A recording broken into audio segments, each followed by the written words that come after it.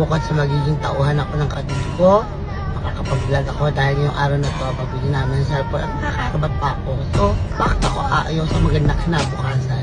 Bibilhan kita ng cellphone para may contact ka, para may pang-vlog ka. So mamaya, yung request mong cellphone is granted.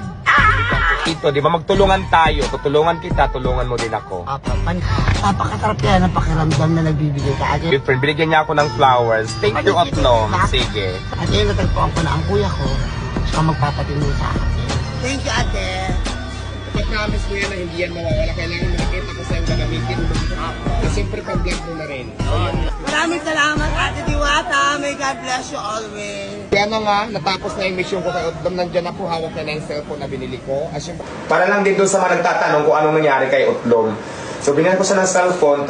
After nang binilihan, inatid ko na siya. Papunta na kami sa tindahan ko kasi mag-umpisa na kami. Sabi niya, uwi daw muna siya doon sa bahay nila. May kukunin lang siya. Tapos pupunta na lang siya doon sa babalik. Nagpababa sa Buendia. Hindi na siya bumalik. Hindi siya nag-duty sa akin. So, minolto ako ni Otlo.